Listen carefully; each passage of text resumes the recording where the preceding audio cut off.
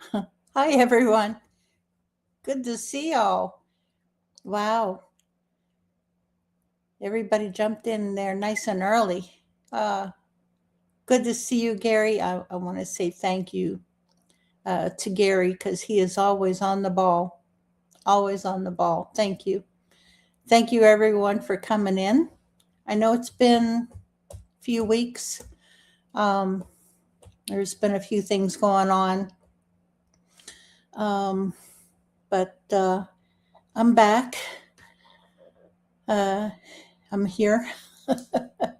And tonight we have a guest coming in. He's not here yet, but I told him between 7:30, 7:45, so no rush. We can chat for a bit. We have Logan SCHOESSOW of the Bigfoot live stream project. And he has a YouTube channel featuring video and stills from the app. Now, if you go into your app store and type in the Bigfoot live stream project, it'll come up. He has cameras set up, and these are not cheapo Walmart game cameras. These are multiple thousands of dollars each cameras that he has set up on private properties. Let's see, he has some up in Canada, I think. Yeah, some up in Canada. And he has some right here in Pennsylvania, northwest Pennsylvania, in our research area. Myself, there's Bigfoot New York Todd, JR from Seeking Ontario's Bigfoot, Dave Wargo, and another teammate who wants to keep his name private from the Western Pennsylvania area. And yeah, if you just take a look at his YouTube channel, it's fantastic stuff. There's, I remember whenever he first set it up here, in our research area, we, the homeowner had alerted myself and a few other of our team about that she saw something. And so she sent me a screenshot, and lo and behold, in fact, I think I did show it on here last year whenever I last had Logan on. And and I know I won't be able to find it. It's buried here in my computer somewhere. Yeah, sorry. Sorry, guys, I know.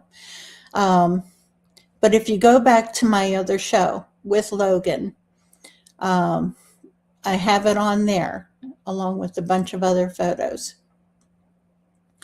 And it's just fantastic. I'm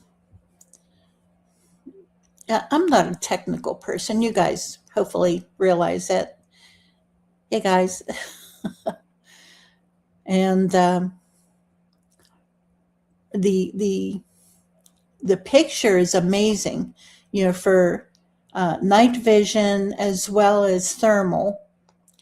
And it reaches out into the woods even, picking up small patches of hot, a heat signature from way back in the forest. And it shows up. I think, doggone, I'm sorry that I'm stumbling around here. it reaches back, I think, about 150 yards, which is amazing. And it's just fantastic what it picks up.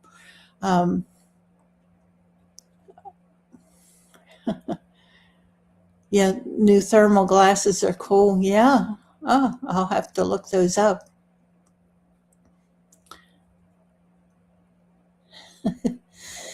Yeah, there's, I know last night up here, in our research area, I call it, we're a team. Like I said, there's Bigfoot New York Todd, JR from Canada, and Dave, and the other local researcher, as well as Logan. He's part of the team now also, and I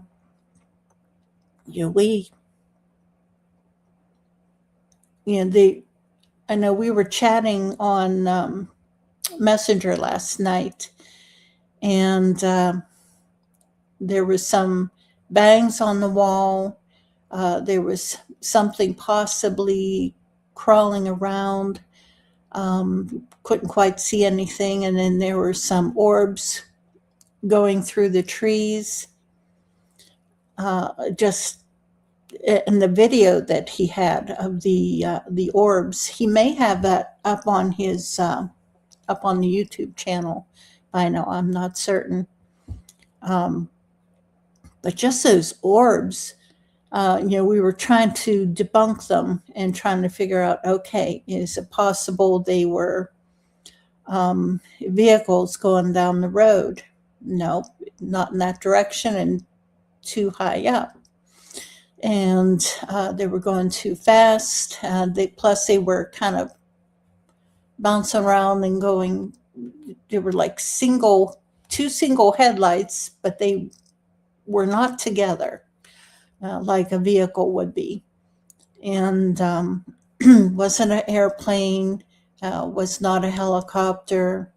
It's just weird. We've yet to figure out what those orbs were, if we do, if we are able to figure them out. Otherwise, my friend Brian Seach, he calls them light anomalies. And so I guess for right now, that's what they shall be, is light anomalies, until we identify what they are. Who all in here has seen orbs? Patty, I know you said that you've never seen them.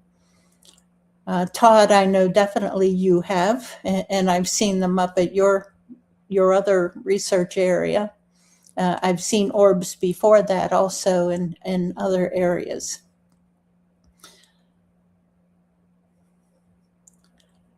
It's 3. Tracy.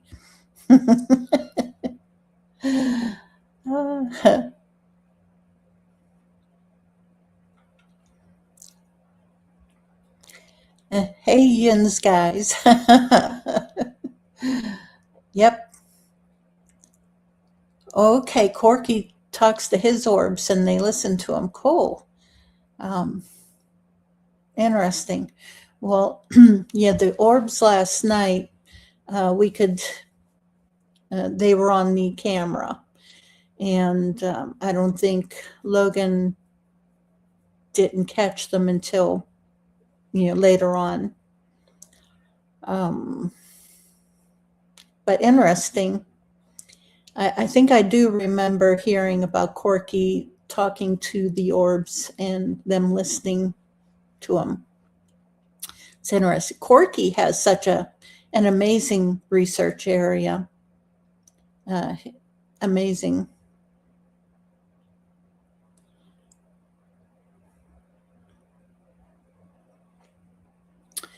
Okay, Logan is not on yet. Let me check my phone.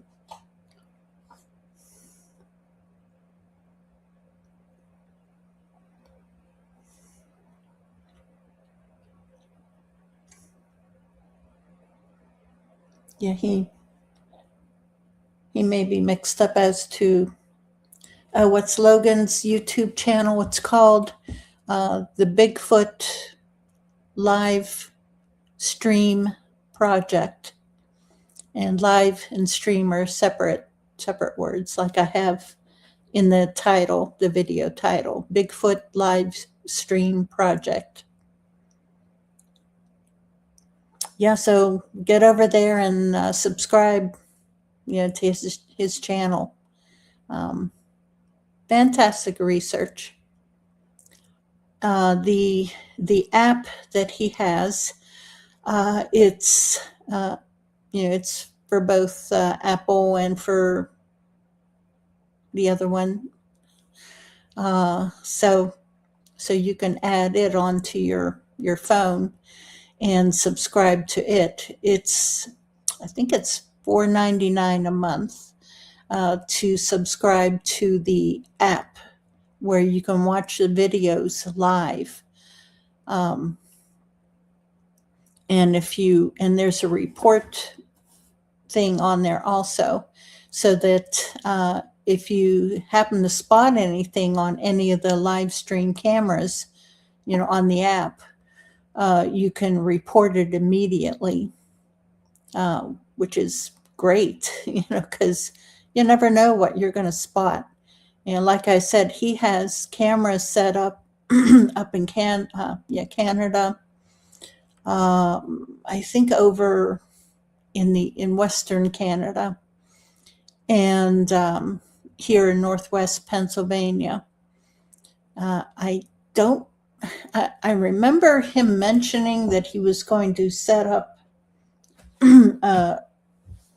cameras elsewhere. I don't know if he has as of yet. Which reminds me, he has 2 sites here in Western Pennsylvania. One is a remote area, remote property. It's private property. And then the other one is a private property. There's people that live on this property, and they get regular Bigfoot visitations and activity. And so the cameras are there to hopefully catch something. And they have caught a few little things here and there. The best photo that they caught from this property was at the beginning, whenever they first set up the cameras, where it caught the typical, the classic Bigfoot shape, where it was going through the woods. And from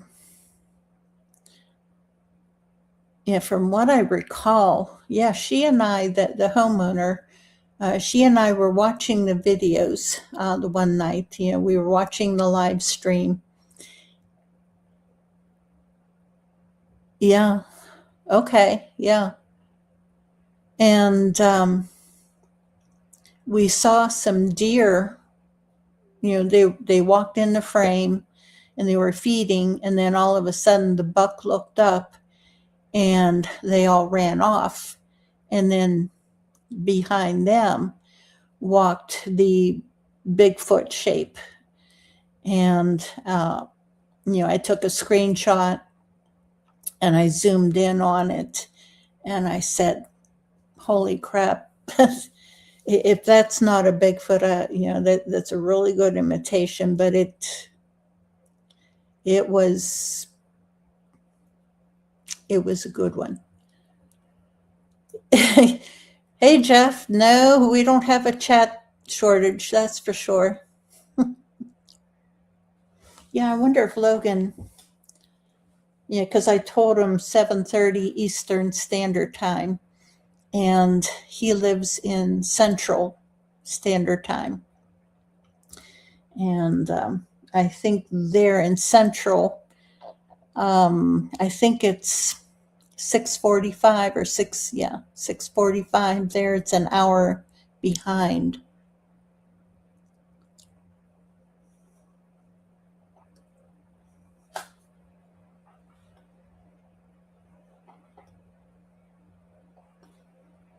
I'll send him a message.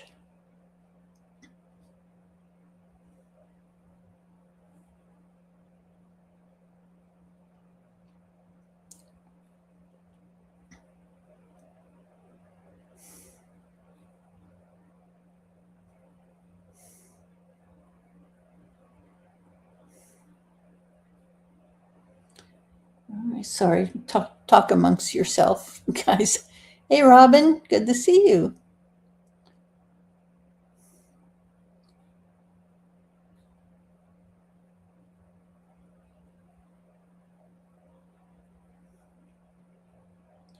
Okay, I'm sending Logan a text message.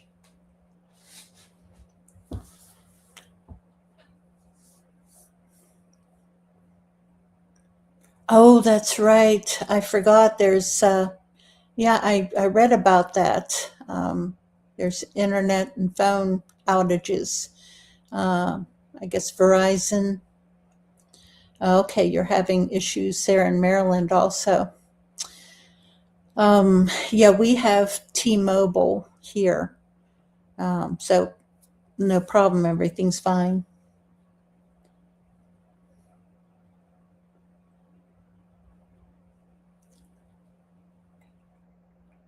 Yeah, I think he got the time mixed up.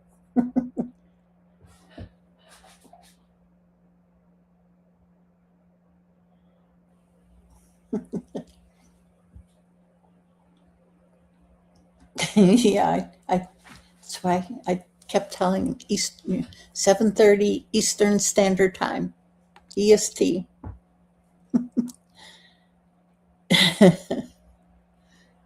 That's all right. Hey, plenty for us, plenty of you guys here, and we're doing fine. He'll be on in a minute or so. Yeah, I know those dang time zones. Yep, those dang time zones.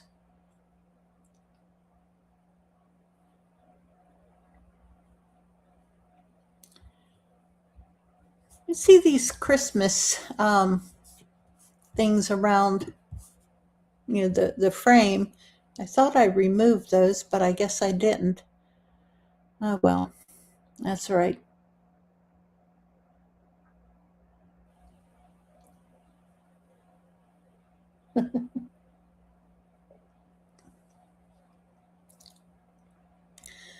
Okay, Jeff, you're. Oh, thank you, Patty.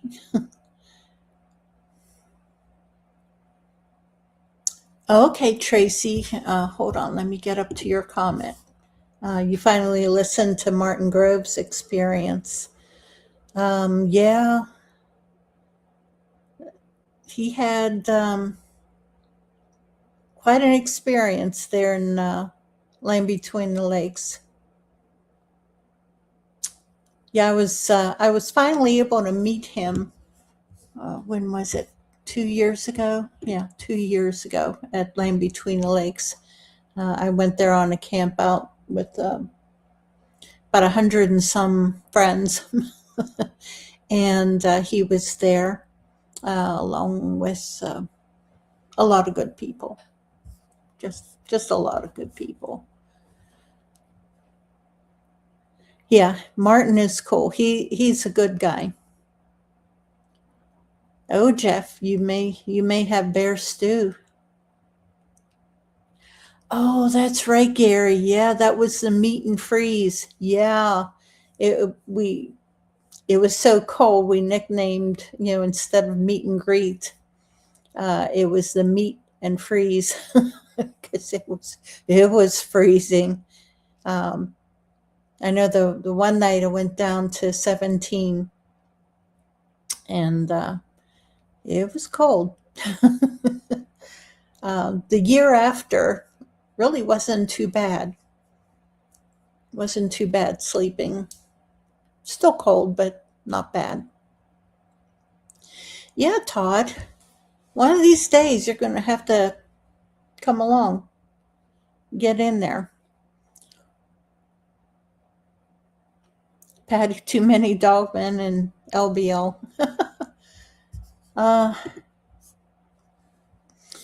The area that we camp in, there's just Bigfoot there. But we do go into dogman territory. Robin, I hope so. I don't know when it is. I'd like to. I really want to. I just don't have dates yet.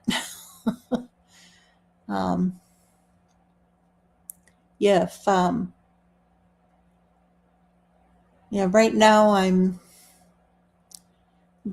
only going to do a few shows this year. I'm hoping that I will be able to do some of the festivals. Really hoping, because I need the money, number one. But as long as there's not a scheduling conflict. Okay. All right. Thank you. Thank you, Robin and Gary. Appreciate it. I will mark that on my calendar.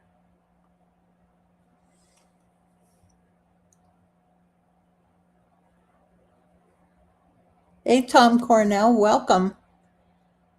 Yep, you have the grass man there. Yep. I've had a few encounters with the grass man. Okay, here we go. All right, guys, hold on to your hats. We got Logan. Hey, how are you? Good. How are you doing? Pretty good. Sorry about that. Hey, no problem. Yeah, I get mixed up. Yeah, that's why I put it in.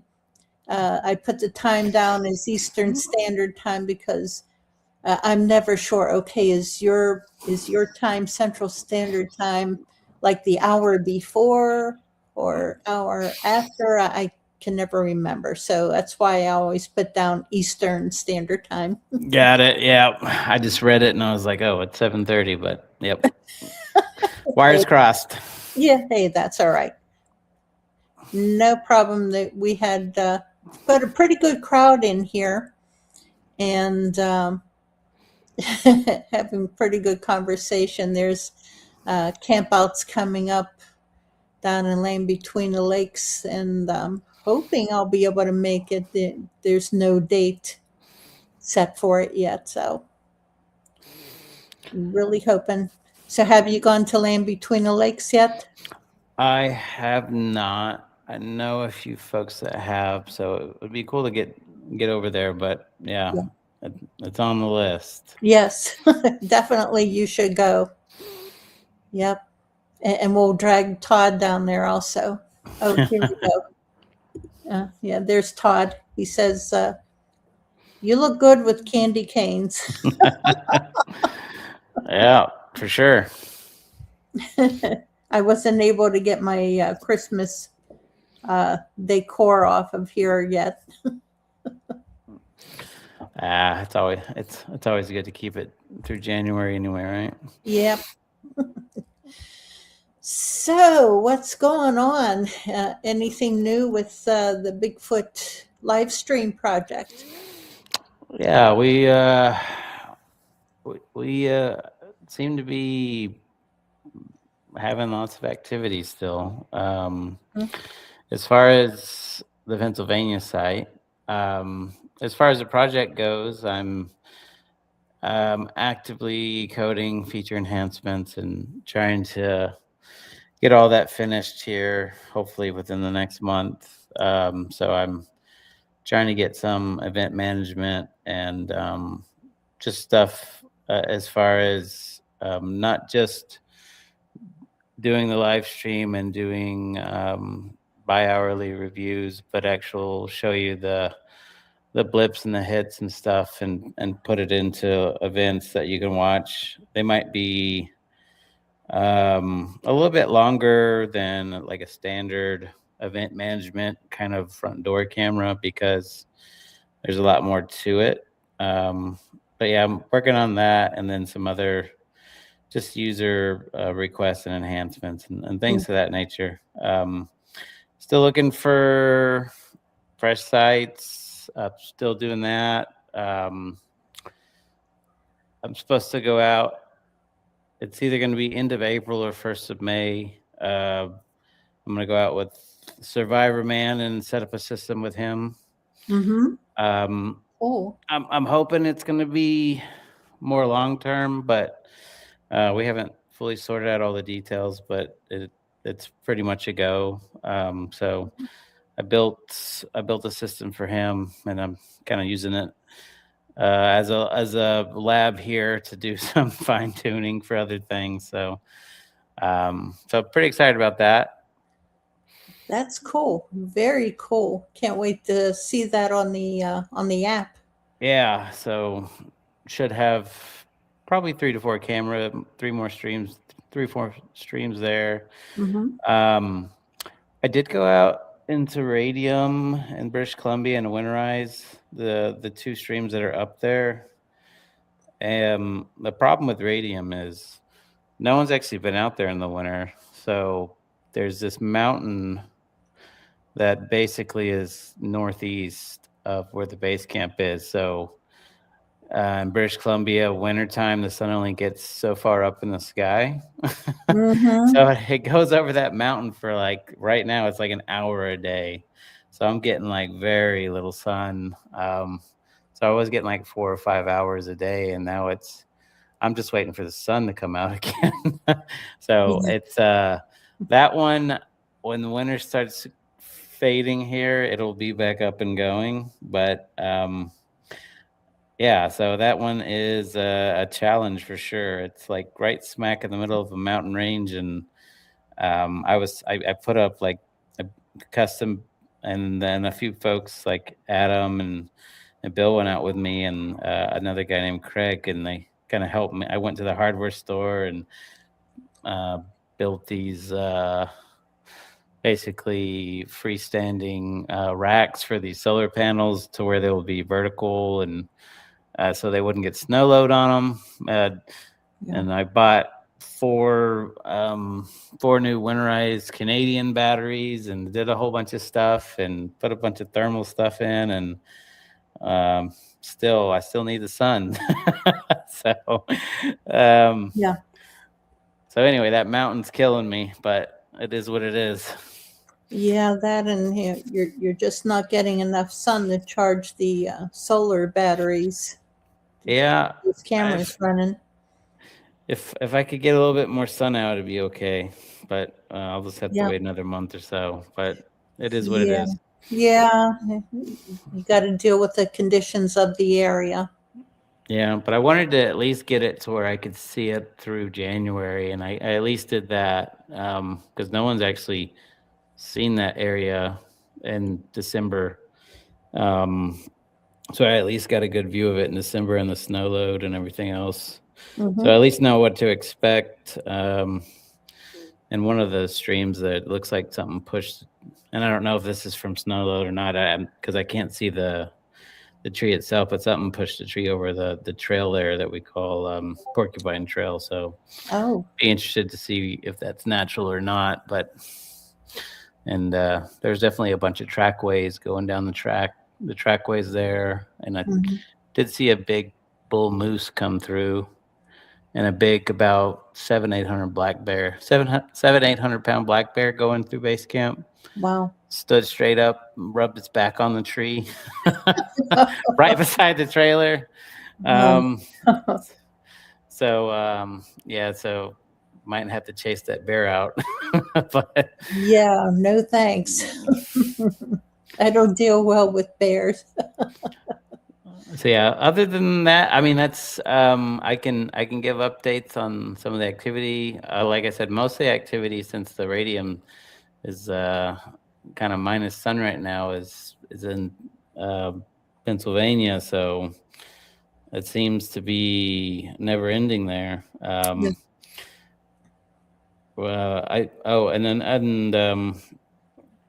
I guess one more update. We are doing kind of a breakdown with Robert from Cabin in the Woods. He's going to be Okay. releasing a video on Sunday. So he put like I guess a teaser out. I guess you could call it that, like a short on his YouTube channel. Mm-hmm.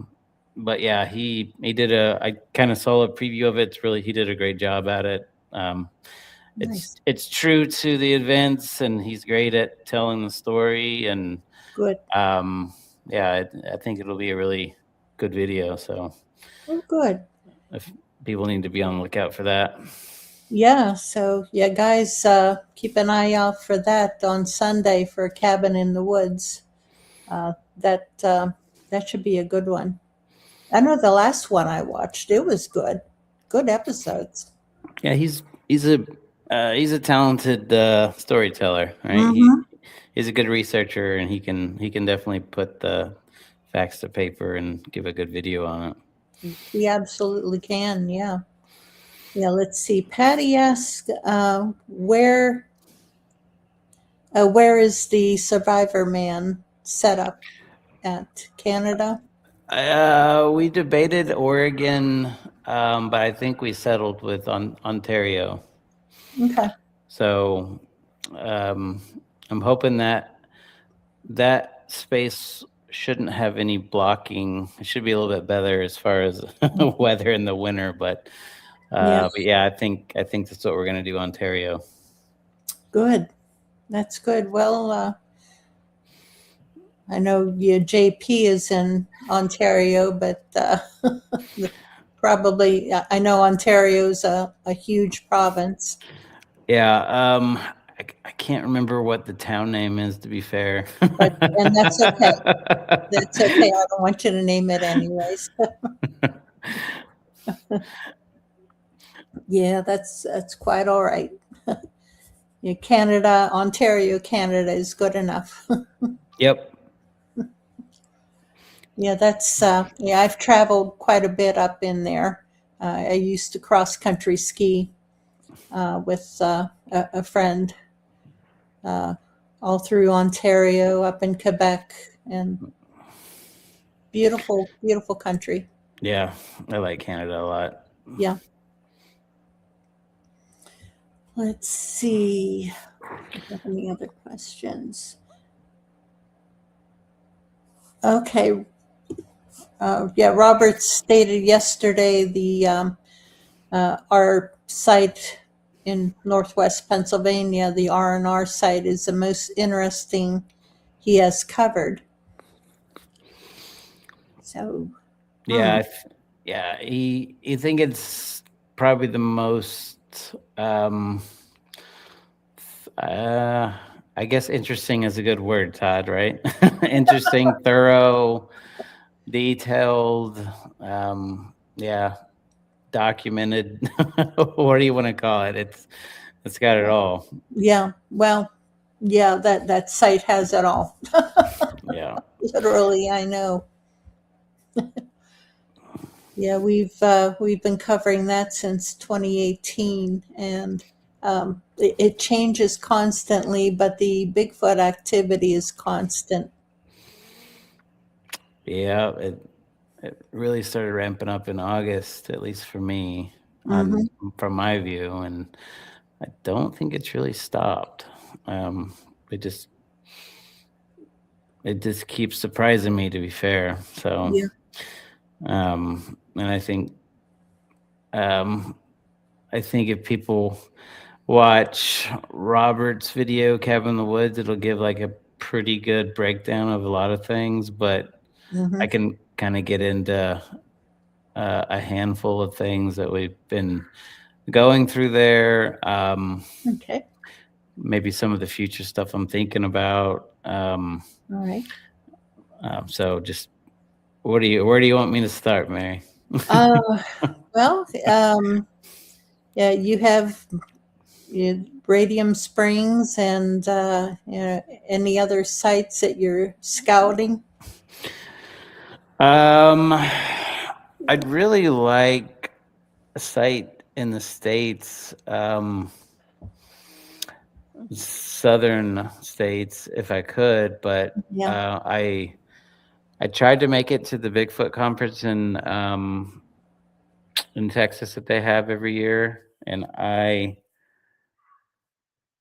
paid for a booth and did all that, and I was gonna set up a whole show and tell thing, and I wanted to meet a bunch of people down here, and I literally stayed up working on. I had so much to do, and I stayed up working till like 2 in the morning, and I had to get up till at 5, and I didn't have the energy to even get up.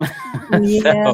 So I missed some opportunity there to try to socialize with some locals here and go through that. But um, I've been actively trying to reach out to a handful of people.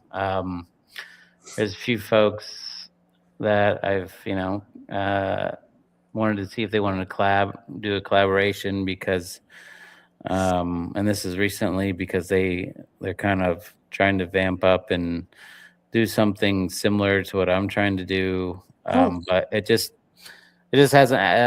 hasn't came into fruition with a couple other sites I've been trying to work with, but oh, that's okay. I'll find some. I'm still there's a forum on my app.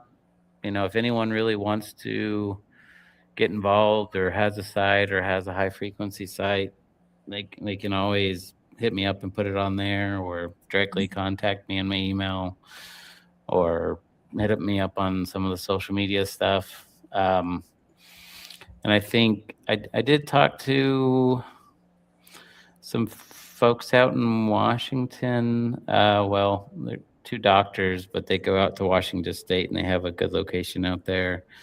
Um, it's in a park, though, a national park. So we kind of, they did some groundwork, like boots on the groundwork for me, trying to figure out if this would be doable. And I think it is.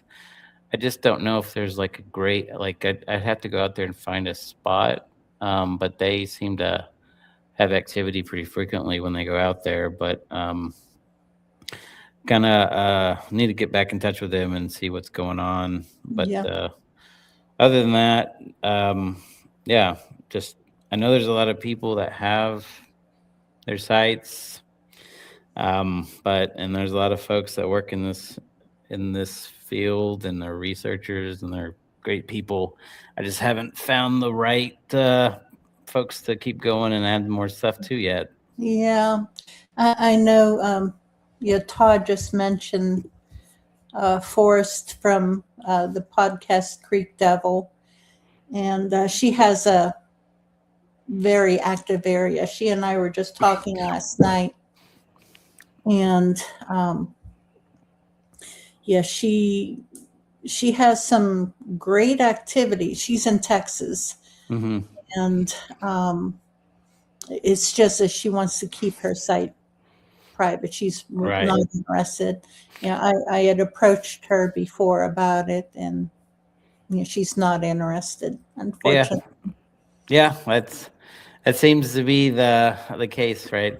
I hear a lot of habituation sites, Mhm. and I'll reach out to some of the researchers and try to give them an intro, and most of them say no thanks, or they don't really want to chat. So Yeah, it's a hard knock life. What can I say? But I'm gonna keep going. I know. And I had approached my other friend Kumbo also, and I guess he must not be interested. Yep. Everybody has their right, so Yeah, you gotta find the right person, right? The right spite.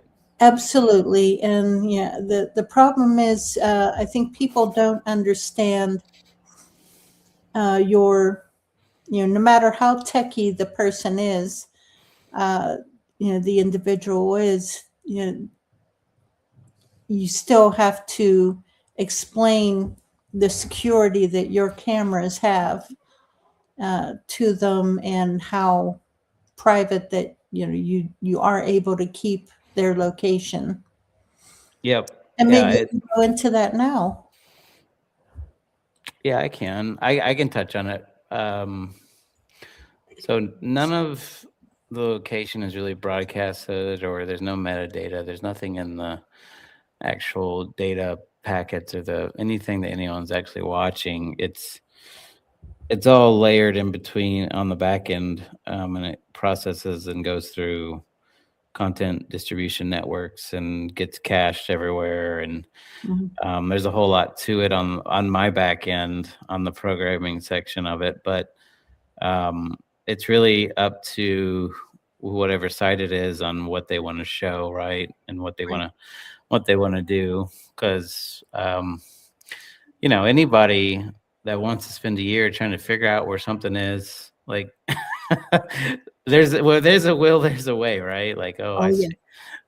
But it's really unlikely as far as for the most part, especially if it's private property and it's out in the middle of nowhere. It's going to be very hard to do, right?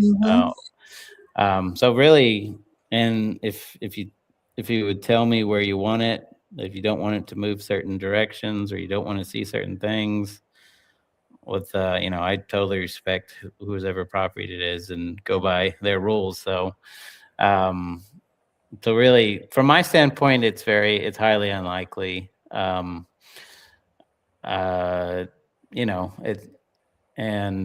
really up to if people want to, just collaborate and work with me and get engaged in the project, and kind of I can walk them through like all the back end stuff and technology and how things work and how I try to keep things private. And I'll try not to bore people with it because my tech stack is complicated. But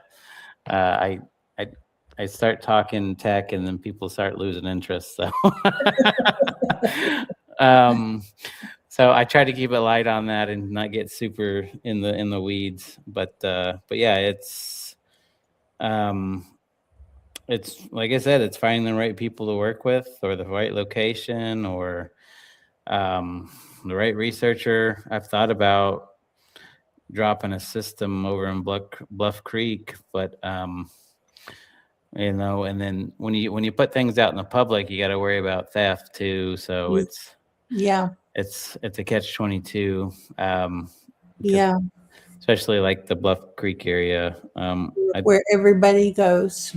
Right. I think my stuff is probably heavy enough that no one's going to want to lug it, but if someone's determined, it can happen. They will find a way. So yeah. So I would just keep it on private property. Yeah, that's my thought too. No matter how tempting it is. I mean, technically, I would see whoever's doing it, but that doesn't mean I can identify them, right? Yes. So it is what it is. That's some ideas there. I don't know. I'll just kind of see what space I get into this year and see where things go. See how much more we get out of that R&R site. And I mean, that site has, right now it has 6 feeds, and it has a few side cameras that are more just for the property owners, really, so they can use them too. And they're not for the public because it just shows too much. Right. They don't want to be on camera. Right. Yeah. So I'm thinking about going in it.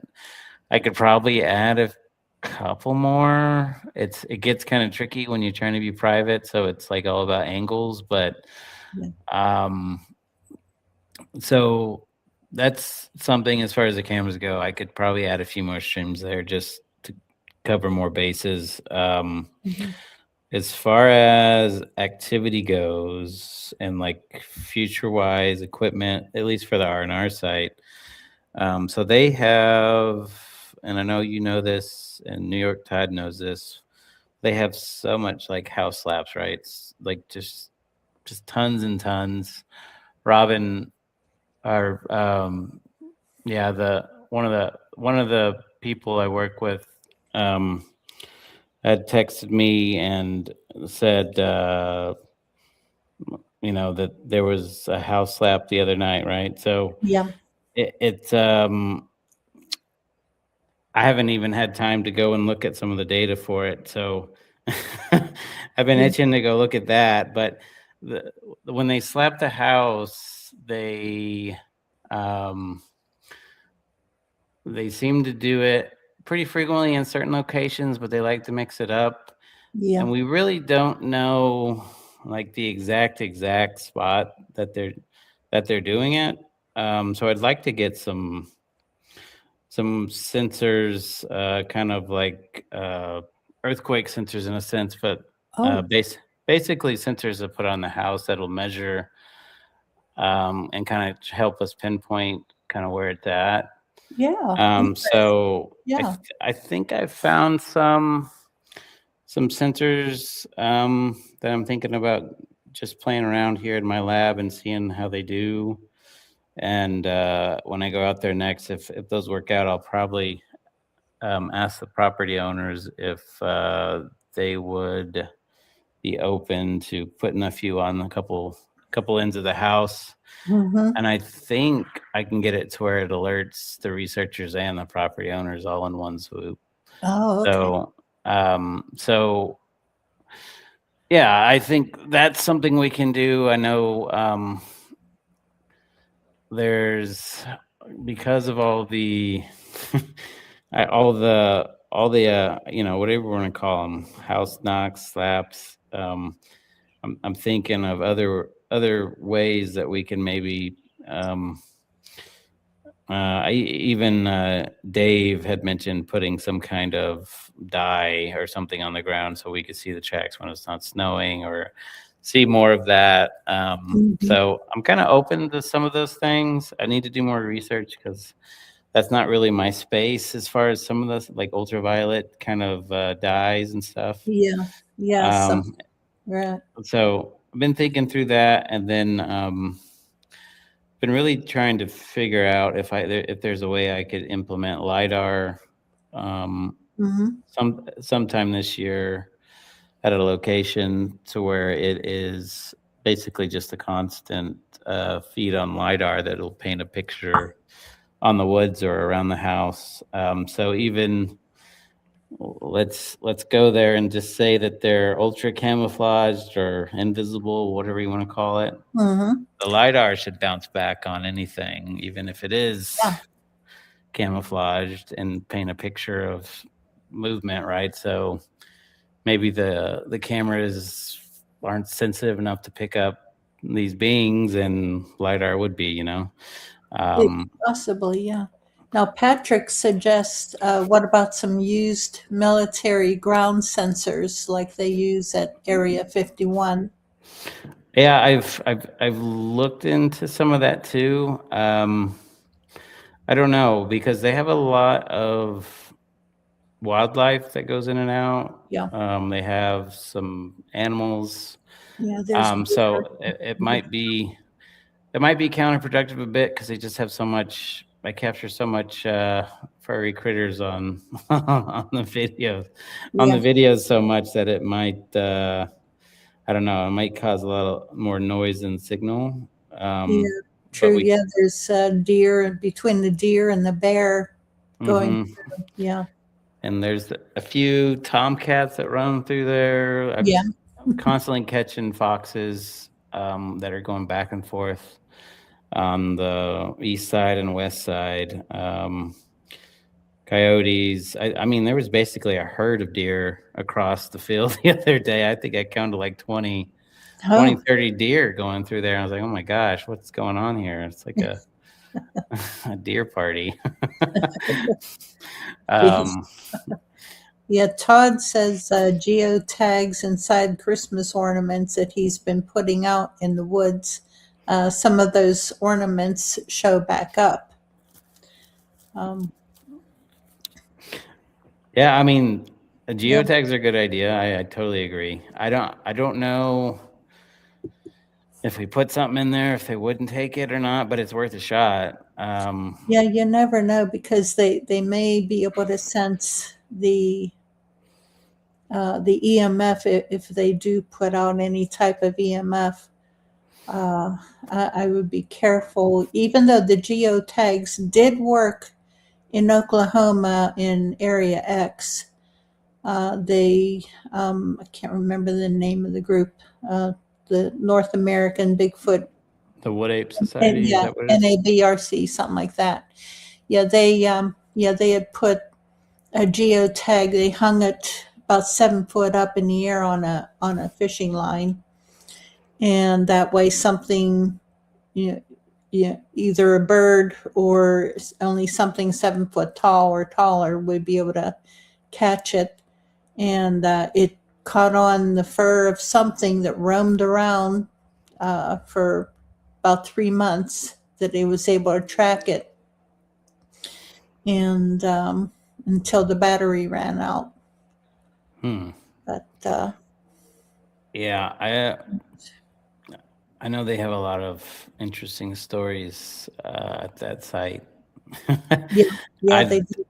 I'd love to get in there, but every time I hear them, or I don't know if it's all of them or representative or some of the folks that are highly involved, they seem to be pretty like to themselves about it, right? So Yeah, and I heard that at one point it was pretty hard just to even try to even work with them. Like they kind of put you through the ringer, where you needed to have some high credentials, or kind of bring something to the table that they don't have, or something to that nature. So that's what I've heard. yeah, so I try not to bark up that tree too much. I do put out usually when I go on, if I'll go on a different podcast or if something, I'll usually tell people I'm super open if someone wants to reach out to me. But I don't think anyone from that organization has. I've sent a few notes out to the people doing, what is the other project they're doing on the Northwest Peninsula? It always escapes my mind. I know what you're talking about. I can't remember what they call themselves right now. It's on the tip of my tongue. I'll remember it. But I've sent a few, filled out some forms, tried to get some of those folks to talk to me too. Haven't heard back from anyone. I don't know if that means they get a lot of requests, or the Olympic project. Sorry. Yes. I don't know if that means they get a lot of requests or they're just not interested. But trying to see if maybe they would be interested in doing like a cross collaboration and trying to set up something. So if anyone knows it, if any of those folks, again, tell them I'm super open to work with people. If they would like to reach out, that'd be awesome. Or they just want to chat and discuss, things that maybe they know or maybe I know that we can just share notes on, right? Even that's better than nothing. But I haven't heard of, and I tried to follow a lot of the Bigfoot stuff, but I haven't heard of a lot of other big projects going on. I think that whoever, if there is anything happening anywhere new, that is, they're pretty quiet about it, because I haven't heard anything. If we could all just work together, it'd be a lot easier, right? Yes. Yes. So that areas, but that's about it. It's just talking to individual people, and finding the one person who would agree to put some cameras on his property. Yeah, and it's funny. There's a couple out of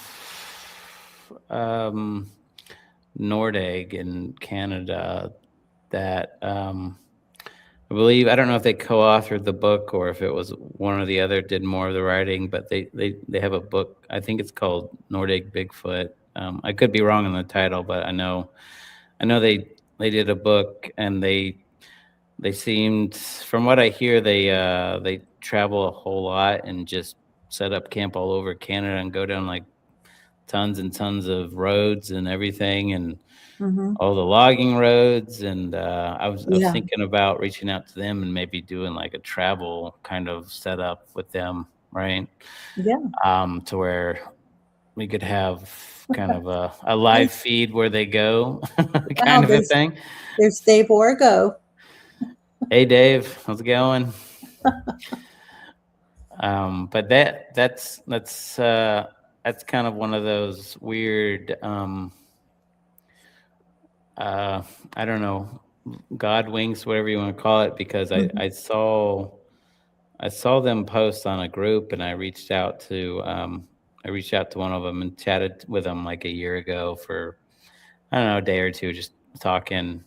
And the guy, Todd, standing out in Radium, he actually ran into them around Nordegg, um, and then while he was at his base camp in Radium, they actually drove up on Todd.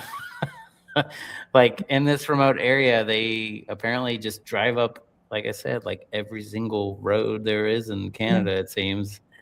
And they actually found Todd. Wow. so it's a little weird because he was like, yeah, I met this person. I was like, well, that's so weird. I was talking to them on Facebook like a year ago.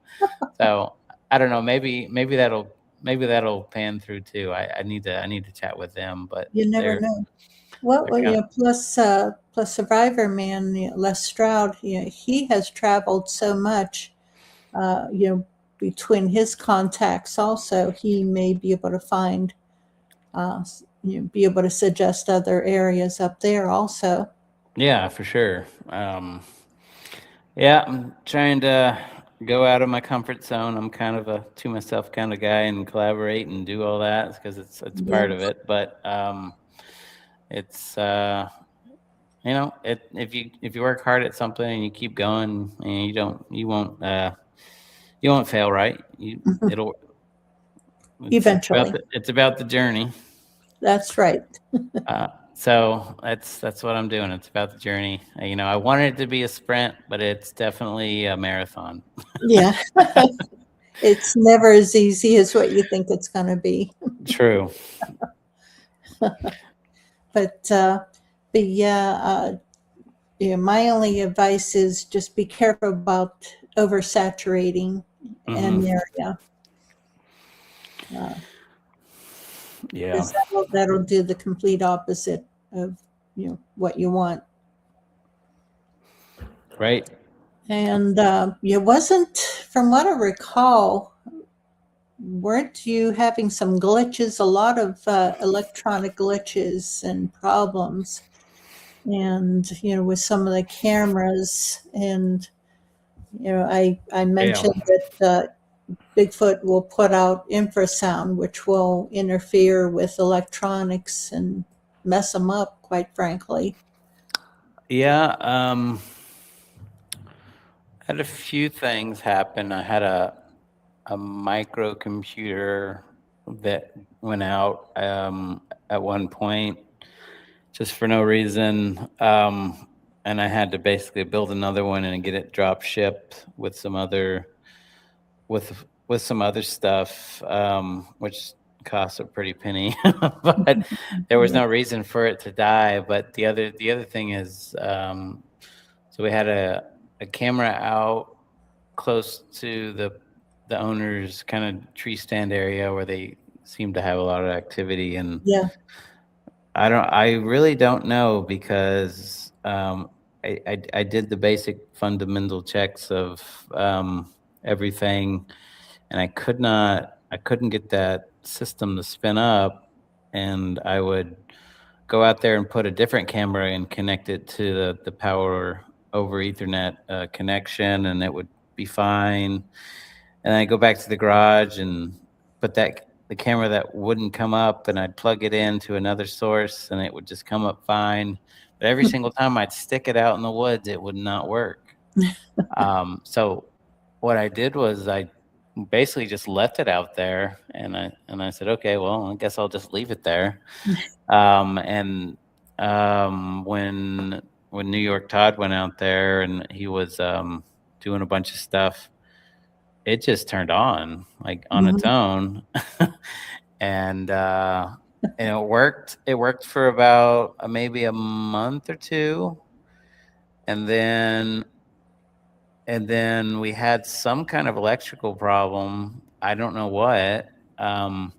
It doesn't really make sense. It just started throwing up on us, and that camera went down.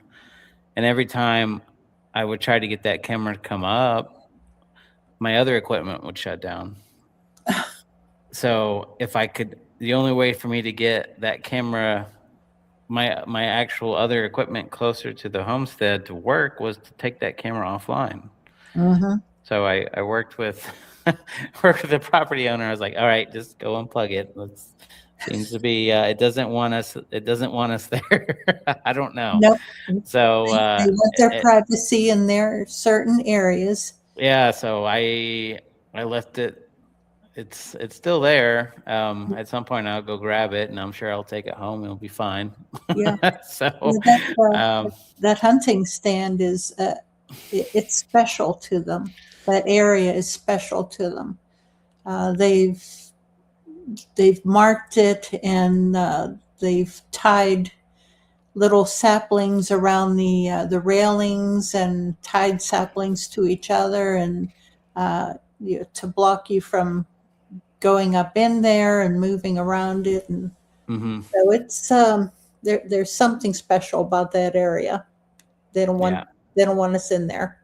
Yeah, it seems like it. I've seen the saplings. They're tied together, and I think the last time I was there, and it's been a few months, we did put some apples close on a tree there on some branches, and I don't know when they took the apples, but they did end up taking the apples from there and then kind of across the road. Okay. I'm pretty sure they took the ones across the road at some point. It just wasn't when we were actually there. But yeah, I think Dave mentioned that he went out there with, I'm assuming, a regular compass, and it was spinning in circles around there. Yeah, I remember him mentioning it. Yeah. I didn't try a regular compass. I was trying like the compass that's kind of embedded into the phone, right? And I was trying to see if it would do it, but I didn't see my phone doing it. But it's not the same thing one for one. I don't think so. I'll have to try the compass thing that Dave said. But yeah, it seems to be. And I know when Todd was out last, he was kind of walking that line back and forth, and he kept seeing lights or orbs. I think he sent a video to me of some lights that he was seeing. So yeah, definitely woods are interesting. Well, I mean, the whole property is interesting. Yes. It doesn't disappoint. No. I don't know. So I'll just kind of go into a few things. Sure. There was an instance where we captured this weird shadow come off the actual side garage camera once. It looked like it just came up from underneath, and it was more of a shadowy figure that I couldn't figure out what it was. We had the IR off. So sometimes when you turn the IR off on these cameras, it gives it, if something's moving quickly, it gives it kind of a ghosting effect, like a blur in the night if there's not a lot of moonlight. But this seemed like it was pretty close to the lens. So I've seen like raccoons and stuff kind of come around that camera at night, and they don't tend to go kind of dark or ghosty until they're kind of farther away. So I couldn't tell you what that was at all. It was kind of weird to me, at least. I sent it to a few people. They couldn't determine what it was either. I've seen mist just come up, like almost like a ghost mist come up close to the home and just stay in one spot, Yeah. I've seen which that. is interesting. Yeah. And then on my thermal, since they like to kind of bug one of the homeowners by there where they sleep. Sometimes I'll point it down to see if I'm catching any activity at night, kind of at that window area in between the Mm-hmm. house. Mm-hmm. So I'm really hoping to catch some thermal there at some point, because that's where we kind of caught some thermal imagery before. That's behind this. I think I'm bad with bush names. I think it's a rhodandra. Is that right? Rhododendrons. Yeah, right. Yeah, right there, kind of behind that bush. We had a Yep. pretty interesting thermal event that I can talk through. But we like to point it. I like to point it down at that window because it's just enough to where you can see, especially right now. If it's snowing, like the tracks kind of glow in the thermal in a sense when something makes tracks, so you can kind of see it. Right. So I've been pointing it down at there, and then it kind of sees the front end of the porch a little bit. And so it's not like just blaring at the front of the house. Try to give them a little bit of space to move around, because we don't want to totally stop any activity. But it's pretty much covered. Like if it was a human walking through there, they would never not be on camera, right? It's like I said, they're very sneaky or have some kind of ability that we just don't know of. Like, I hate to say it, but they do. Like there's something there. But and Todd and I have talked about this a lot, but he seems to think that they're kind of hitting below the house right there where the front porch is. Yeah. And they very may well could be. And like he says, they're not leaving sebum or handprints or dents or anything. But if we can get the right angle, we could be able to catch them right there. Last night, I think I had it pointed towards where I could see a lot of the back window of the house in between. So I still need to go through that because, like I said, there was a big slap at night, that someone had reported, and I haven't even looked at the events yet. I've been Mm-hmm. bombarded with some other work on my plate. So No. yeah, so there's a bunch of like when the snow melts or it's coming in or it's getting hot or it's getting cold, like Dave likes to say on some of these group messages, that's when they seem to like to come in and play. Yep. And the other day, this was yesterday actually, they had sent some. I guess they'd have to be fresh tracks because it's the snow's been kind of in and out, and I know it rained. I know it rained this weekend. Yeah. And but the snow's been in and out, and they got some pretty good tracks right there on their front porch, closer to the window there. Mm-hmm. And they're clear. You can see toe prints. You can see everything. They're honestly really good tracks in the snow. Yeah. And it looks like there's two sets or two individuals, whatever we're going to call them, a bigger one and more of a juvenile. Then I got them to measure. I think it was somewhere between 13 and 15 inches, and the other one was 9-10 inches on the smaller foot. Yeah. Which is, again, most people don't walk outside their house and see random feet prints in the snow right beside their house, right? Bare feet. No. Yeah, bare feet in the snow. No. It doesn't compute, Yeah. to Not most even folks. the Amish. Yeah, And even to get on that porch, you'd have to jump the gate or jump the railing to get up there. Mm-hmm. So Yeah. you think that would make some sort of a bump or something. You would think. So it's, and I had had the system for a couple of days because I keep trying different things. I keep trying to look at different angles. I keep trying to mix things up. So I was just kind of looking more towards they have an RV there. So sometimes I like to point it right at the RV because they've had prints on the RV, and then Yeah. with the thermal, I can actually see a reflection off the windows, right? So even if they're like in front or in back a little bit, like I see a bunch of thermal heat reflection off the windows, right? So I'm trying to think outside the box a bit, and trying to see if I could catch something as a reflection. So we've kind of talked about that, putting Well, if some. there's no one staying inside the RV, then I don't think they'd be really that interested in it. They'd be able to, they can pretty much tell, they know where you're at even inside the house. Because I've experienced it myself where, they would pound the wall right behind where I was sitting, you know, even though I wasn't talking or anything, they know where you're at. Yeah, I believe it. um, but yeah, I don't know. Like I was just hoping to see if maybe they'd come put some prints on the windows because it seems to be. I don't know. Sometimes it's a little bit random, so I don't know. I like to. Um, there's a term in engineering that I use called chaos, and it kind of fits with this. It's called chaos monkey, right?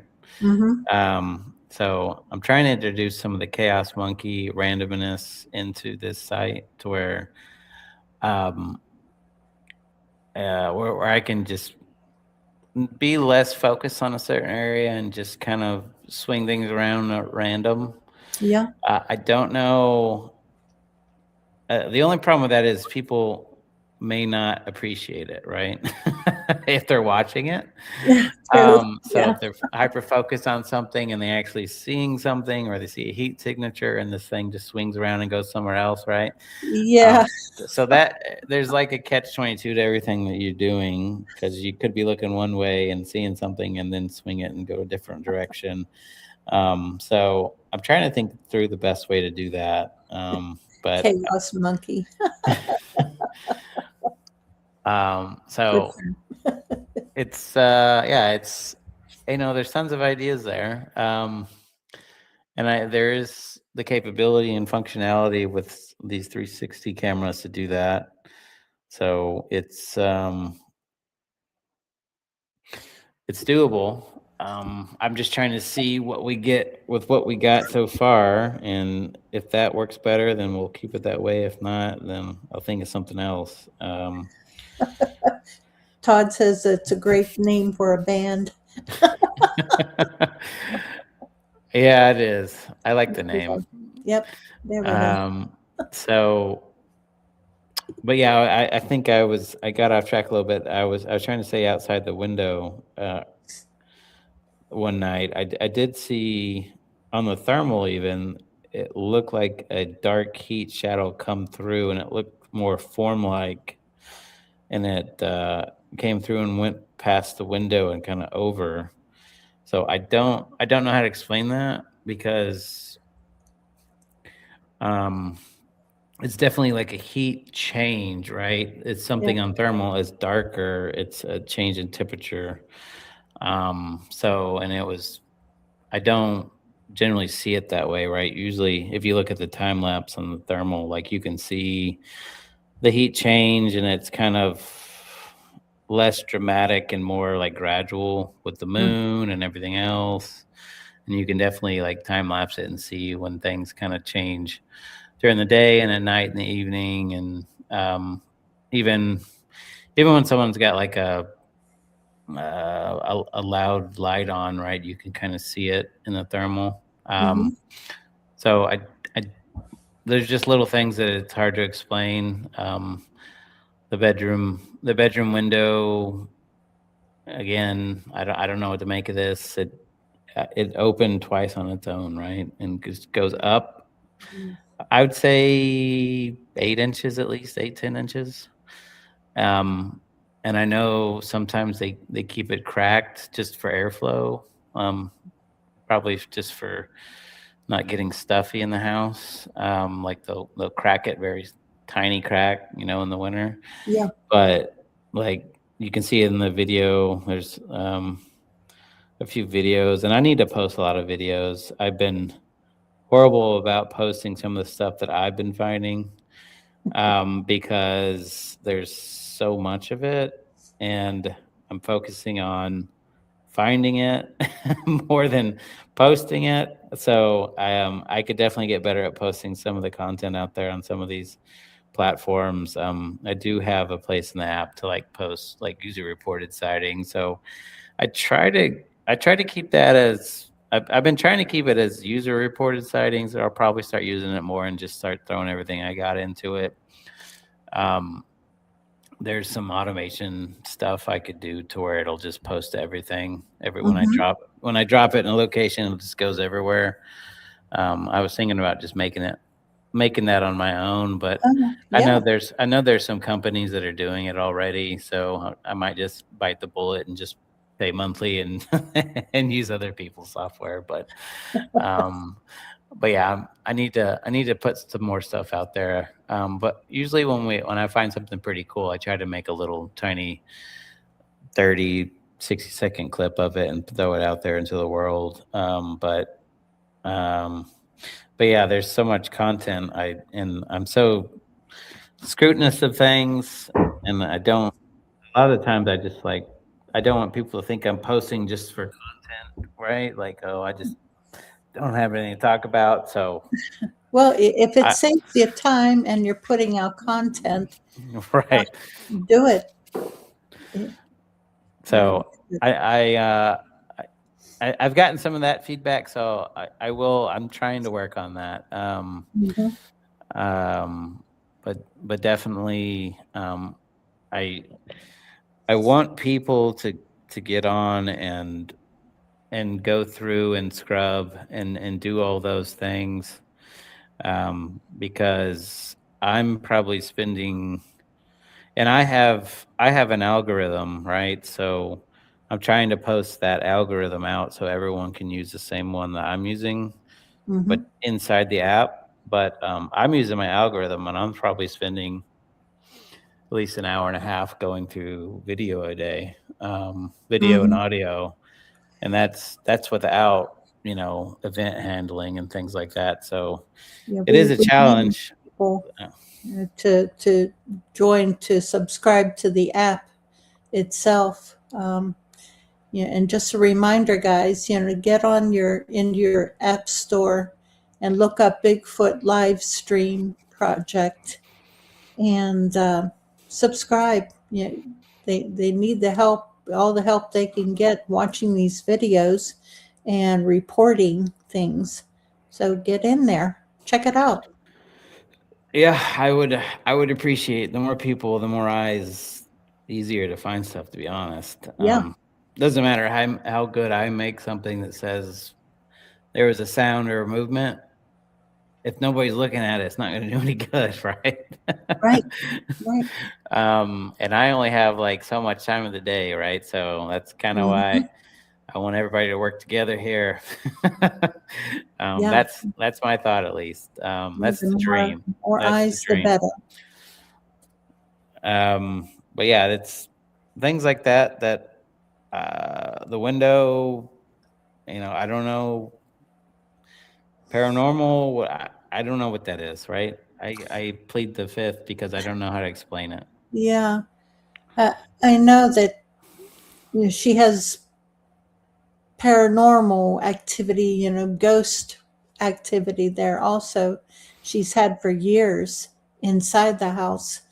And okay, Dave here, he says window could be little people activity, especially when there's no tracks in the snow. Possible, Dave. Yeah. Yeah. Very possible.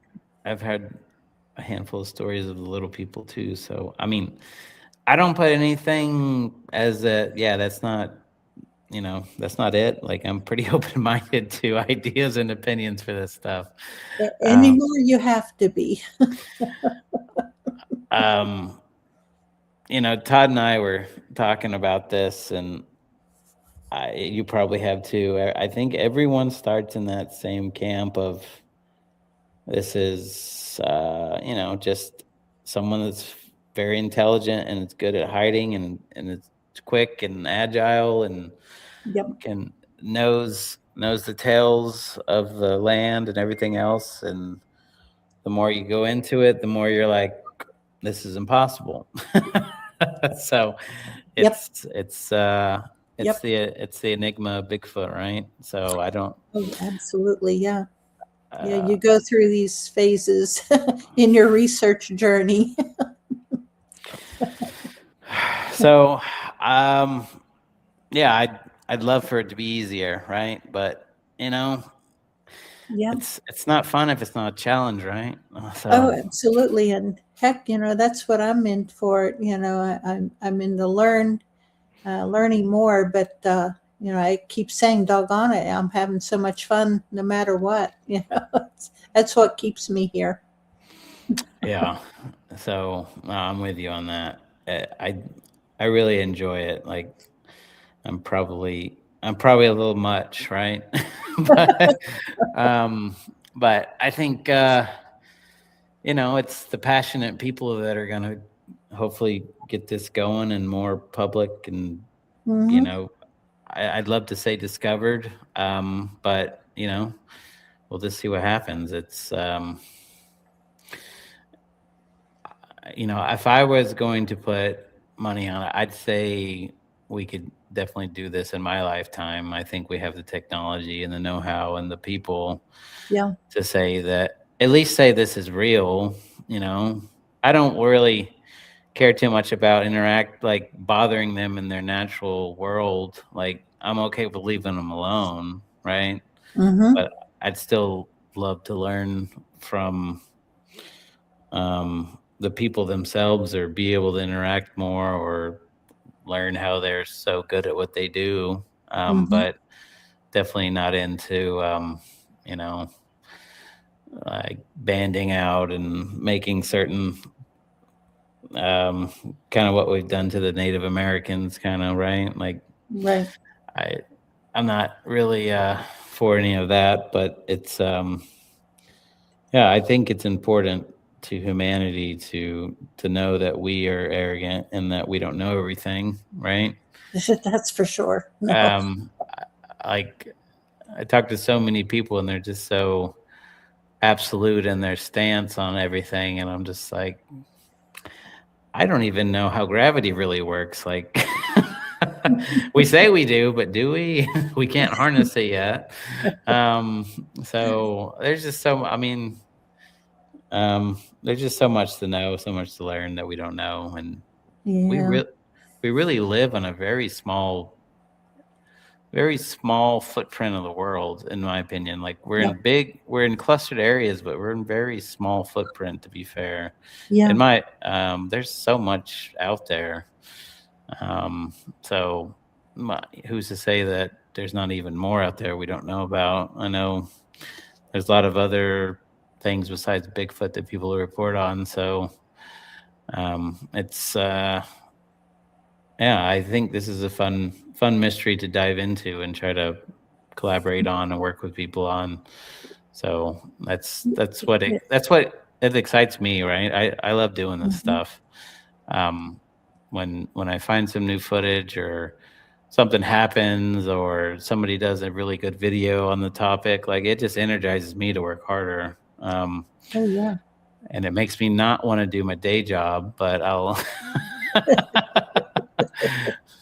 maybe one day. But Well, yeah, what's part of it is a great part is all the people that we meet, all the friends, that all the new friends with mutual interests, that we get to meet and talk with and collaborate with, hopefully, and compare notes.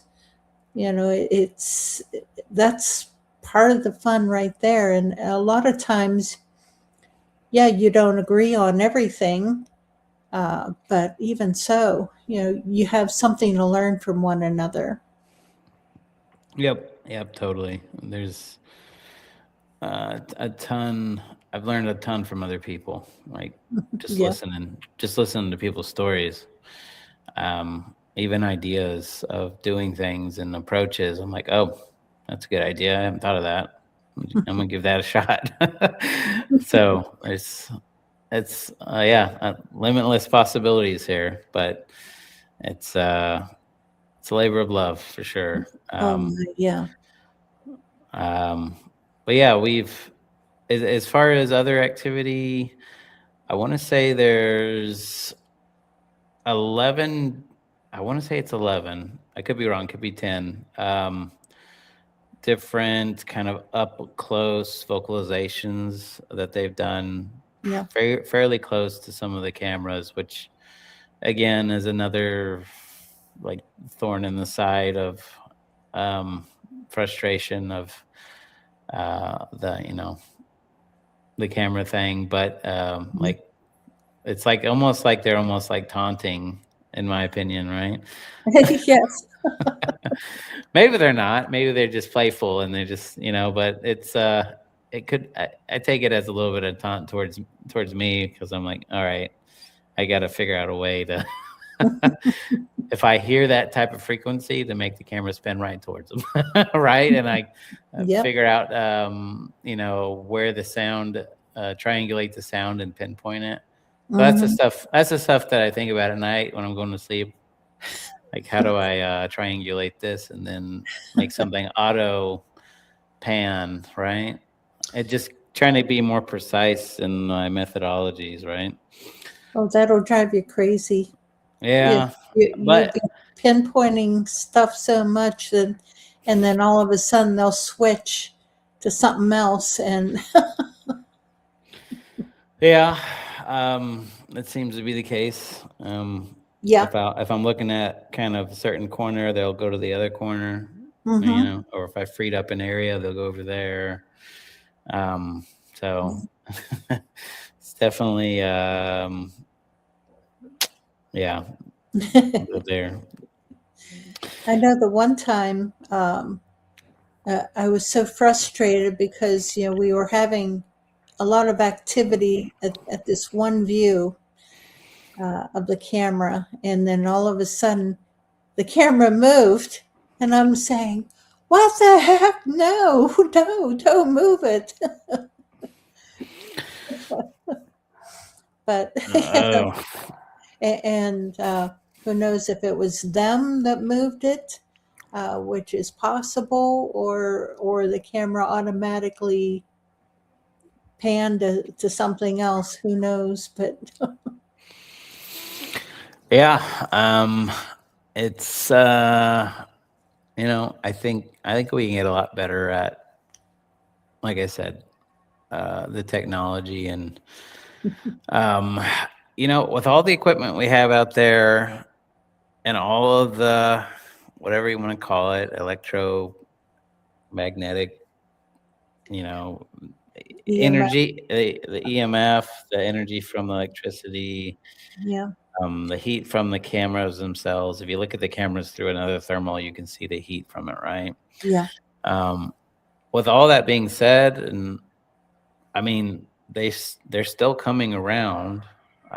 yeah. So it's not like I've deterred them from coming. I'm not. No. I don't know. Like I said, I haven't been involved in this property as long as you and Todd and Dave, so I don't know frequency wise if it's truly impacted frequency or if we just didn't know they were coming more before. Because there's no way of knowing some of those things. But from my standpoint, like another thing I was trying to do is, with all the data points I have, is map out like a frequency pattern and like a futuristic kind of pinpoint of when we can, a prediction model of when they'd have activity, right?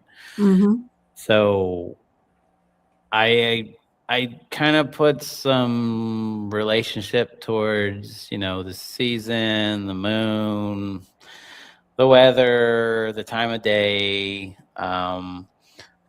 couple other things in there in the mix, and tried to build a model around it.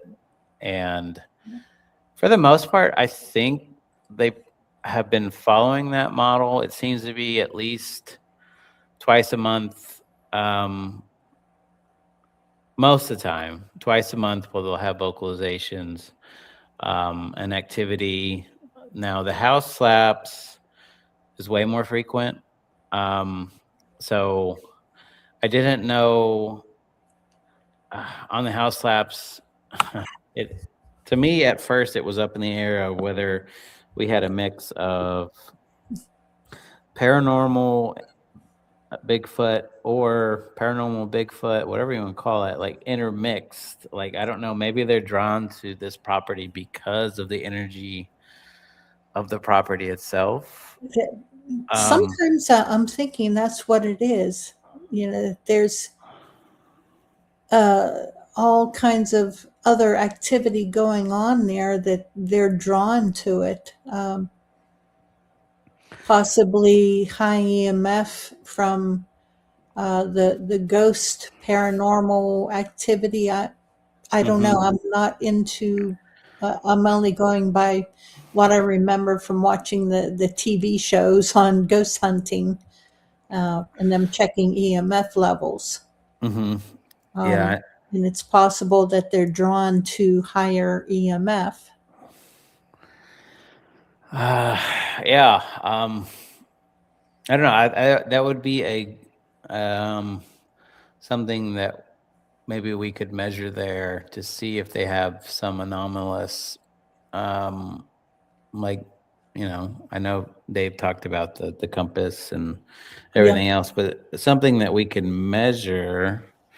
Like, I don't know what, because I'm like you, I'm not a ghost hunter. I know enough to be dangerous in that field, but I know Todd has some experience there. So I've been, I need to put a bug in Todd's ear a little bit. Maybe he can pull out a little bit more of his old school ghost hunting stuff, or maybe throw some ideas there. I know he probably, he might have hung some of that up in the garage somewhere. He probably doesn't want to go back to it, but it could be a measure that we could do even to see in other locations if they're the same, Right. Okay. He says that he can. And it's, you can use it with a focus on Bigfoot rather than on the ghost. All you're doing is checking on higher EMF levels, not specifically ghosts. Just the EMF levels. Yeah, I don't know if there's any other kind of measurements you can do as far as like scientific measurements in that sense of, because like I said, I don't know. I'm not an expert in that space whatsoever. So I'd need some guidance from some people that have done those types of things. But yeah, it's definitely an idea that maybe we should go there and then go somewhere else where they have high activity and see if they have the same measurements. So another data point. Exactly. That's what it is. It's a data point. And I know other people, I guess a year ago, the latest thing in Bigfoot hunting was using a Geiger counter. I haven't a clue how much success that people have had with that. I really haven't heard anything further, just that people were using them. I haven't heard of anyone using it. Maybe I started too late. I don't know. Yeah. So yeah, but I guess where I was trying to get at is if it is, let's say, a mix of spiritual and Bigfoot, like, why do they stop pounding the house when it snows, right? Yeah. Oh, I mean, why would something that's paranormal that has maybe some sort of energy to it care if it's cold outside or snow on the ground? Yeah. So And then we've heard slaps, and right after the slaps is a vocalization. Seemingly, it sounds like it's coming from the same direction, same area. Mhm. So that kind of points more towards it being Bigfoot. Um, I can't say 100% because I haven't caught him on camera doing it. Just audio, but um, we can only work with what we have. But if we follow the data, those 2 points kind of lead us towards less paranormal and more Bigfoot. But Mhm. what if Bigfoot has the ability to hit the house without going towards the house? I don't know. Well, yeah. I know we were talking about, watching the movie Hunt for Red October. At the one point in the movie, the captain says, "Give me one ping," and so they do the sonar, and it hits on the other submarine, and it's an audible clang. Hmm. Yeah, The, maybe. I mean, it's possible. I mean, like I said, we don't know everything. yeah, And I we're know I've checked the siding on my house a number of times. I see no damage. It's hard of a slap that shakes the house, and there's no damage to the siding. What the heck are they hitting it with? yeah. I mean, the first go to is it's a rock, but there'd be a rock there, and it would Yeah, sound probably different. yeah, and there would be a scrape or something, Hmm. on the siding itself. Yeah, Todd, one ping only. Captain Ramis. So yeah, it's one of Chaos those. monkeys. Yeah, it's chaos monkeys. It's one of those. I mean, the slaps. That's the most frequent thing they have, at least as far as I've seen. Right. Yeah. Um. So that is something we need to chase down. So that's what I'm trying to see if we can more focus on. But Yeah. um, but yeah, I know the other night, again, I have a whole folder of events that I've captured and weird things and anomalies and heat signatures and sounds that I it takes me a while just to collect it Yeah. and save it and document it. And by Mm-hmm. the time I do that, like I'm like, man, I don't I'm tired. Um, Yeah. but so I have this probably folder. It's like 500 or 600 different things in it right now, and um, it's there's there's just so much data that it's really hard for, like I said, one person to go through it. And there's you know these weird sounds that I pick up that I can't quite point. There's um It sounds like I get some. I've just picked up some, almost like it sounds like they were almost like when I think when I texted about it, it was like a cry whoop almost. And I think I sent you some of the sounds Mm-hmm. of the whistles that I picked up. Yeah. So and I don't to people that are into the subject, I think it's there. To people that aren't, some of those things are like, I don't care, right? So it's kind of like, what do I spend my energy focusing on, every single thing, or the big impact things, right? So try to share the team and whoever else wants to see some of those things. But yeah, I'm trying to get better at posting all those things. But Yeah. that being said, I zoomed in to the field across the other night, and it looks to me it looks like two orbs going through trees, right? Yeah. Um, I don't. I couldn't find a natural explanation for it. I don't see that on the video really ever. Yeah. And I have tons and tons of IR and bug interaction and things of that nature. Mm-hmm. So I'm getting to be an expert in bugs and Yeah. fast things moving, things that may leave like a trail behind them on the actual bit rate at night on the IR because just because of the video settings, some things can be deceptive. So those things are intriguing. So I probably will post some of those things out there. But I mean, Yeah. I'm open to people if they really want me to try to post everything. I can try. Well, I don't want people to think that nothing's happening, but at the same time, I want people to not depend on me and to get in there and help me. Right. So it's like right. it's a, But it it's a, maintains interest and right. gets interest into the app itself uh, Yeah. to see So things firsthand.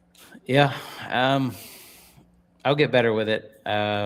It's In your spare time, huh? yeah, in the short blips that I get, I will get better with it. I'll get more dynamic on being quicker with it.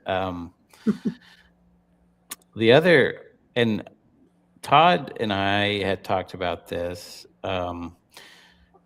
Is I want if I can pick up a little bit of traction, and I talked to a handful of people about this, and this has more or less to do with the property owners and not the activity. Mhm. I'd love to help them out and set up like a Kickstarter and get them like a GoFundMe or something to where we could just pay their mortgage off for them, right? And I Um, know I think I just want to help them out because they're such good people they and are. they let us on their property. And I know they have a lot of medical expense and, Yeah. inability to do things, certain things. So to me, like I kind of just want to pay it forward and try to do something because I don't really know what they owe on the property or anything, but Yeah. anything I can do to like help them out and keep the research going there. Yeah, that's a fantastic idea. Yeah. So I will. I'm thinking about trying to do that, and the best approach and the Yeah. best people to help me like publicize it because I mean I have a footprint out there in the space, but there's a lot of other people that have a lot more Mm-hmm. footprint than I do. I kind of want it to gain a little traction so I can work with some people to help, do that. And I think if I can get enough people on board and interested, even in just in this site and location to keep it going, and make sure the property owners are, they don't, that they were just set and and happy, right? Yeah. And Yeah. they don't have to worry about expenses. I mean, that I'd love to do that for them. So I'm gonna try to do something like that. I just got to figure out the best way to do it. That'd be sweet, and I agree that'd be great. Yeah, because I know that they both have medical problems, and they're so enthusiastic about this, and but their health is going down, and it's so hard to see, to Yeah, watch and yeah. I hate that they have to go through some of their woes. Like yeah, they're just great people, right? they are. They got hearts of gold. They truly do. They let us stay in their home and sleep there as we research. And it's just they're so generous. I Hmm. love them both dearly. Yeah. So I mean, even if it doesn't like pay their mortgage off fully, or I don't know, maybe we can. Everybody has some kind of medical debt or problem, right? Yeah, This world's complicated, so anything we can do to help them. That's what I was thinking. yeah, Yeah, Dave says that they have 3 more years of mortgage payments. Well, maybe we can kick it to 0. Oh, I pray so. Yeah, Your so grandma, grandpa, maybe but maybe I can work with you on that, Mary, and you can help spread. I know you have a big network on Facebook. yeah. I'm not sure on all the other networks you're engaged in, but I'm trying to see if we can get people that are really into the subject to, keep it going here. Keep, Okay, Todd says they have a reverse mortgage.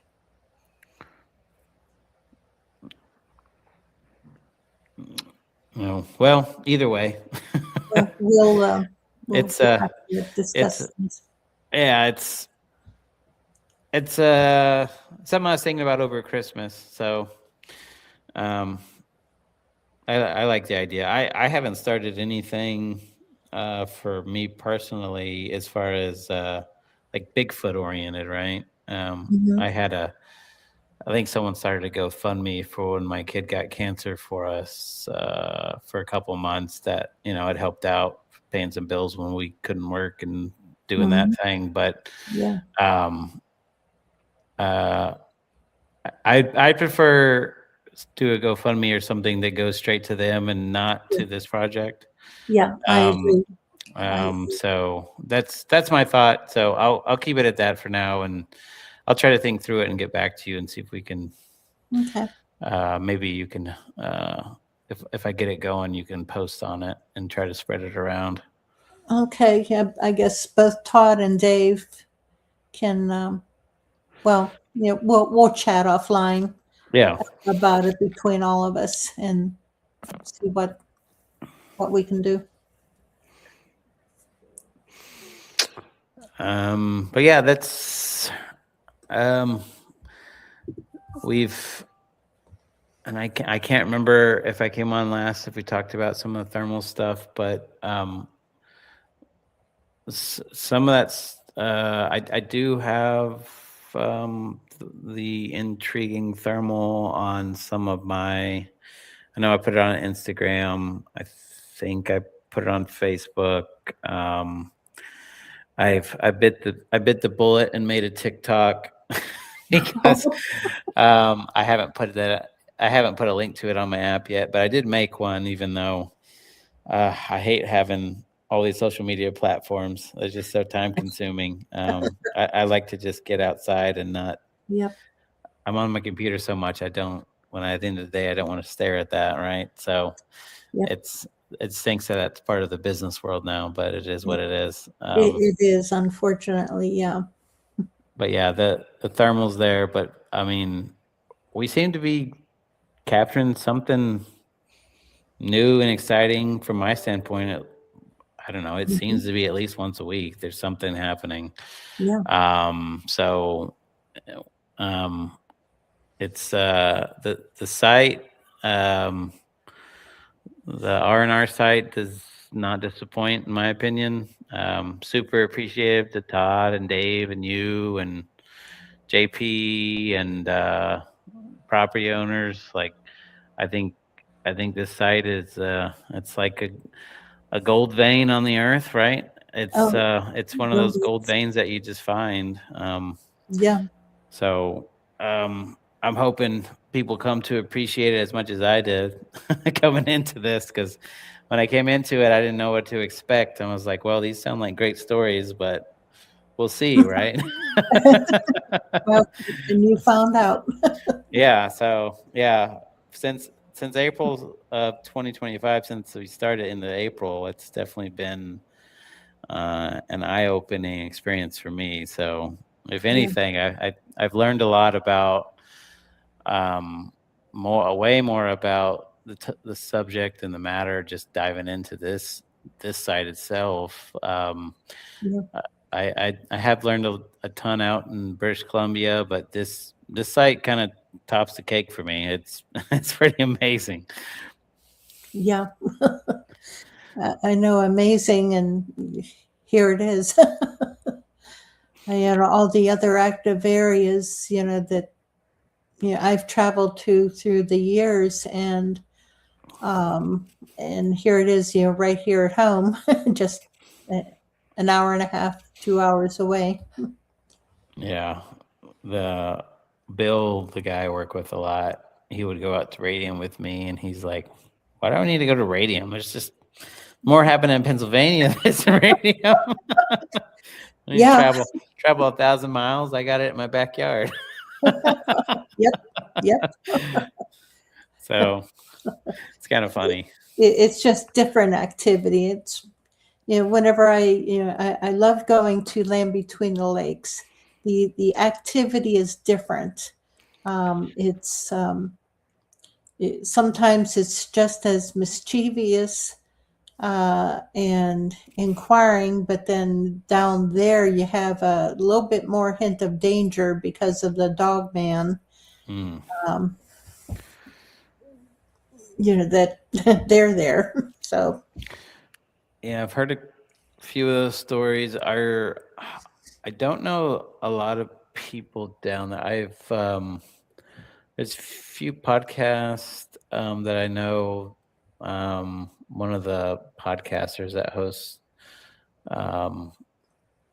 this Bigfoot podcast, I think he has a group or had a group called Manimal or something like that. I don't know if you know them. Yeah. But I think they always posted they have an event at Land Between the Lakes every year, or they try to. So I didn't know if you were going to that one or a different one, or. Yeah, the one I go to is different. I've heard of them, but haven't. Boy, I haven't heard of them in years. Yeah, I think they're still around.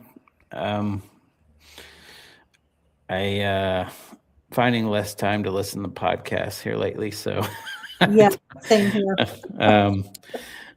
I get when I get, but yeah, it's there's definitely a lot of areas. Like I said, I'd love to have one down Texas, Oklahoma area. Yes.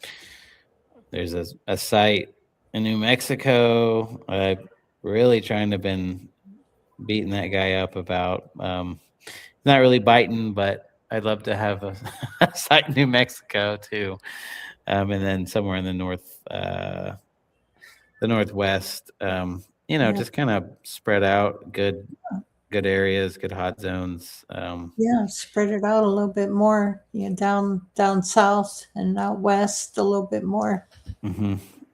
And yeah, I mean, that's from my standpoint. That's kind of what I've been working on. I mean, there's a lot more on the back end of just from me trying to figure things out and optimize things and do things with the actual framework architecture and builds and things like that. So that's all fun to talk about in like a text setting, but I'll leave I'll leave that out for now.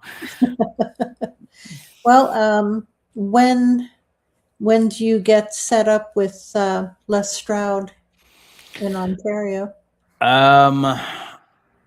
He told me April 22nd through the first week of May. We haven't pinned down the exact dates, but somewhere in there. So if I go out there, I think it's going to be more of a kind of mini Bigfoot expedition, a handful of people. Mm-hmm. And at the same time, I'm going to be setting up all that equipment and hoping to keep it there for a while. And some of that, and I really don't know, so I don't want to put any kind of notion that any of this is correct, but yeah, maybe some of it will be in his documentary. I really don't know. But I think some of that content would be interesting if he did put it in it. I know he mentioned that maybe he would put something like that in it, but I'll try to stay out of that. But it could be, That'd be cool. And I think I got him hooked up with Robert from Cabin in the Woods. I got them chatting as well. So I think Robert might actually come out there. I don't know if it's when I'm there or not, but I know he's going to try to work with Les as well and do some stuff with him. And I think he put that on his Patreon today, like in his Patreon subscribership. That exciting news, he's gonna do that. So hopefully, I think those two working together is gonna be good for Bigfoot. To be honest, they're both excellent. Yeah, they are. Wow. So hopefully that. I don't want to say I brought them together, but I feel like I did, and I'll try to take full credit.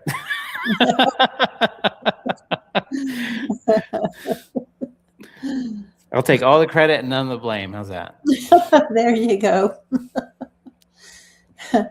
Yeah, Todd says we appreciate you, Logan. Thanks, Todd. Yes, thank you, Todd. Oh my. Well, tell you what, let's leave it here for now, and then we'll pick it up again in a few months, and see what's what, with new activity, new areas perhaps, and and hopefully more people on the app, getting in there with eyes on, watching the videos, so come on, people, check out the app, Bigfoot Live Stream Project, and subscribe, get in there, because more eyes, the better, watching these videos. Yep. Awesome. I appreciate it. And like I said, I'm just going to make it better, more streamlined. So it's coming. Good. All right. Well, thank you so much, Logan, for joining us. And I'm glad we had a pretty good crowd here watching. I don't know how many, but good crowd. Awesome. It was good. It's always good chatting. Good to talk to you. Great talking with you also, and we'll catch up. Yep. All right. You take care. Thanks. Have a good night. You too. Bye. All right, guys. Here it's 9:30, and I think that I'm watching this on the single screen. I guess it's the app screen where it's vertical, and wow, that's like extreme close up. But thank you so much, guys. I want to thank you for joining us. And next Wednesday, if you recall, I referred to our friend up in Canada, JP, with the Seeking Ontario's Bigfoot. He will be joining us next Wednesday.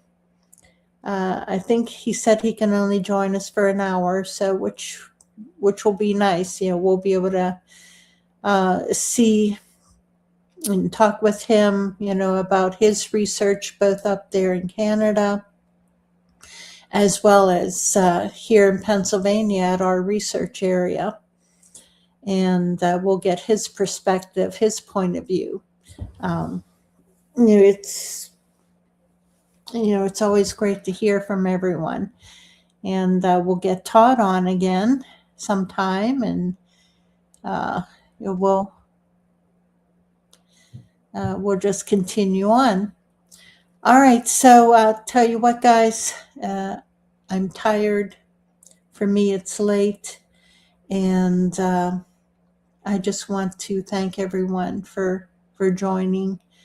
And again, please check out the YouTube channel for Bigfoot Live Stream Project, as well as check out the app on your phone get in there in your app store and look up Bigfoot live stream project and subscribe to it, because like I said before, the more eyes watching those videos, and it's a live stream, it's all live.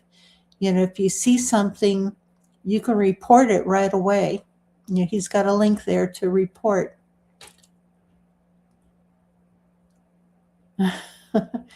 Yeah, Les Stroud and his Todd Standing series.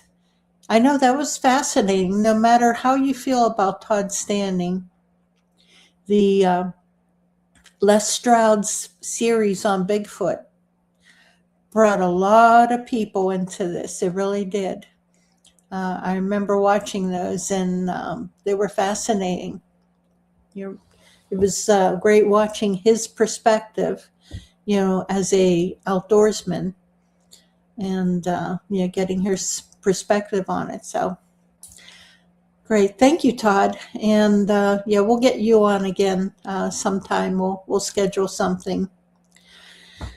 So guys, again, thank you. You have a wonderful evening. Hi, Michelle.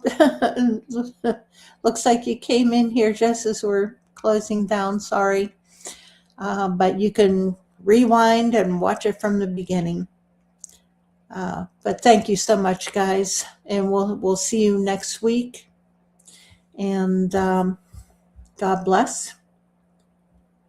Monkey Wench out.